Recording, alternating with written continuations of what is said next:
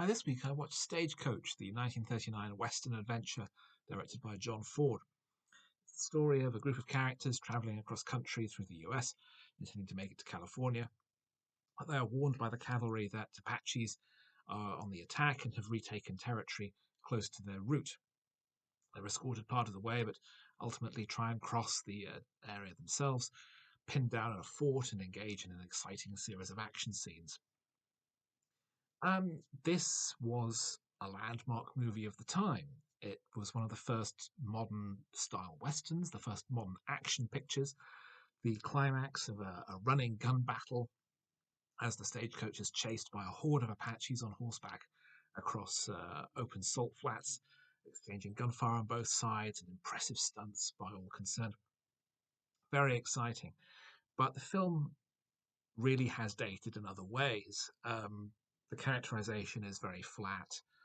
The obvious racism towards the North American natives is just very unpleasant. There's one Native American, for want of a better phrase, um, character in the film who isn't an Apache, and they don't even have any dialogue.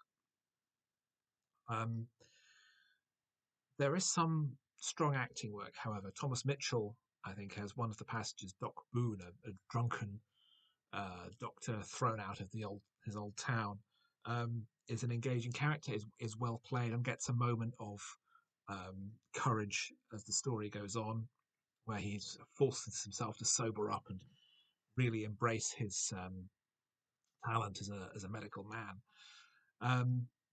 But the problem is that we have John Wayne. He's a fugitive picked up by the stagecoach and going to be dropped off in prison when they get to the town at the other end. But Wayne is a very uncharismatic performer. I've always had a problem with him and westerns in general because the leading men are just boring, bland, manly men types with absolutely no depth, with no charisma. I never found Wayne to be an interesting screen presence in any way. He was boring to watch, just a very dull, blokey bloke who here is somewhat miscast as someone who is clearly a lot younger than he's supposed to be. The idea that he's a romantic lead, as we see here, is faintly absurd. He comes across as sexless and uninteresting. Um, so it's an issue with the movie.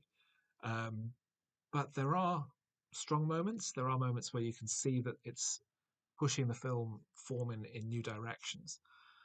But it has dated badly enough, I think, for this to be more of a cineast's curio rather than a mainstream item worth reviving.